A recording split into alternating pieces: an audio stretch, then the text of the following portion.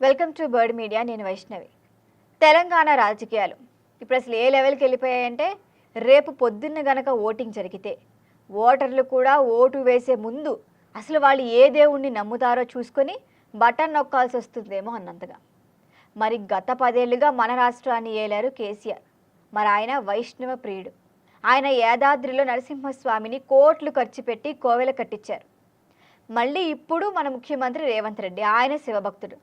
మరి ఆయన అయితే మీరు చక్రం తిప్పితే నేను త్రిశూలం తిప్పుతా అంటూ శైవనామాలతో రంగంలోకి దిగారు కేసీఆర్ మీద. ఇక గత 10 ఏళ్ల పాటు పార్టీని నడిపించిన కేసీఆర్ పాలనలో యాదాద్రి లక్ష్మీ నరసింహస్వామి ఆలయ పునర్నిర్మాణం ప్రత్యేక గుర్తింపుగా నిలిచింది. భారీ వ్యయంతో ఆయన ఆలయాన్ని విస్తరించడం, ఆగమ శాస్త్రాలకు ప్రాధాన్యం ఇవ్వటం చేశారు ఆయన. వాటితో పాటు ప్రముఖ ఆధ్యాత్మిక నేతలతో కూడా సన్నిహిత సంబంధాలు కొనసాగించారు. ఇవన్నీ ఆయన పాలనకు ఒక ప్రత్యేక ఆధ్యాత్మిక ముద్రను ఇచ్చాయి. మరిప్పుడు అధికారంలో ఉన్న రేవంత్ రెడ్డి నాయకత్వంలో రాజకీయ ధోరణి మరొక విధంగా చూడొచ్చు. శైవ క్షేత్రాల అభివృద్ధిని ఎక్కువ చేస్తున్నారు ఆయన. దేవాలయాల పునరుద్ధరణ, ముఖ్యంగా వేములవాడ, భద్రాచలం వంటి క్షేత్రాలపై దృష్టి పెట్టడమే కొత్త చర్చకు దారితీస్తోంది. ఒక దశలో వైష్ణవ సంప్రదాయాలకు ప్రాధాన్యం ఇచ్చినట్లుగా కనిపిస్తే, ఇప్పుడు శైవ సంప్రదాయాలపై దృష్టి పెరుగుతోందన్న భావన కూడా కొందరిలో ఉంది. ఈ పరిణామం సహజంగానే వచ్చిందా, లేక ఈయన రాజకీయంగా వ్యూహంగా అమలు చేస్తున్నారన్న ప్రశ్నలు వినిపిస్తున్నాయి. మరి రాజకీయాల్లో భక్తి కొత్త విషయం కాదు. ఎన్నికల సమయంలో నాయకులందరూ చాలా ఆలయాలు సందర్శించటం, వాళ్ళు హిందువులుగా ముద్రేసుకోవటం, ప్రత్యేక పూజలు చేయటం, ఆధ్యాత్మిక నాయకులతో భేటీలు కావటం సర్వసాధారణ విషయమే. మరి అయితే ఇటీవల ఈ అంశం కొంచెం ఎక్కువ ప్రాధాన్యం కనిపిస్తుంది. ఎందుకంటే 2 తెలుగు రాష్ట్రాల్లో కూడా ఈ మతానికి సంబంధించిన విషయాలు హైలైట్ అవుతూ వస్తున్నాయి. కొందరు విశ్లేషకుల అభిప్రాయం ప్రకారం ఇది ఓటర్లలోని భావోద్వేగాలను ఆకర్షించే ప్రయత్నం కావచ్చు అంటున్నారు.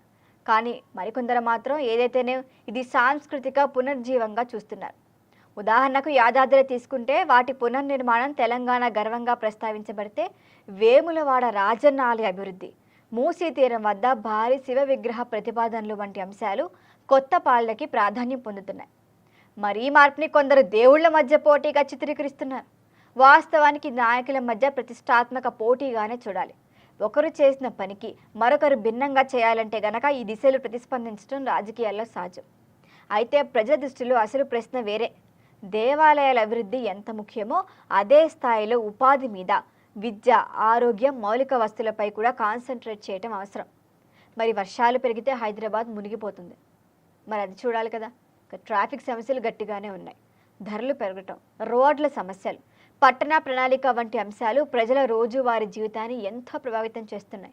అందువల్ల ఆధ్యాత్మికానికి ఎంత పెద్దపీట వేస్తున్నారో అభివృద్ధి కార్యక్రమాలకు కూడా సమాంతరంగా సాగాలని సామాన్యులు కోరుకుంటున్నారు.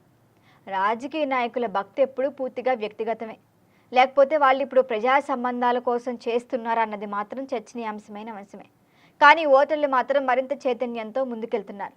వారికి దేవాలయాలు కావాలి, కానీ దైనందిన జీవితానికి ఉపయుక్తమైన సదుపాయాలు ఖచ్చితంగా కావాలి. మరి దాన్ని గౌరవిస్తూనే పరిపాలనా సామర్థ్యాన్ని చూపగల నాయకత్వాన్ని కోరుకుంటున్నారు. మొత్తానికి ఇప్పుడు తెలంగాణ రాజకీయాల్లో కనిపిస్తున్న ఆధ్యాత్మిక కోణం ఆసక్తే, కానీ చివరికి తీర్పు ఇచ్చేది ఓటర్లే. మరి వాళ్ళ ఇష్టానికి తగ్గట్లే నడుచుకోవాలి. తమ జీవితాల్లో వచ్చిన మార్పుల ఆధారంగానే వాళ్ళు ఓట్లేస్తారు. దేవాలయాలు, గోపురాలు ఎంత ఎత్తుగా ఉన్నా ప్రజల ఆశలు అంతకంటే ఎత్తుగా ఉంటాయి.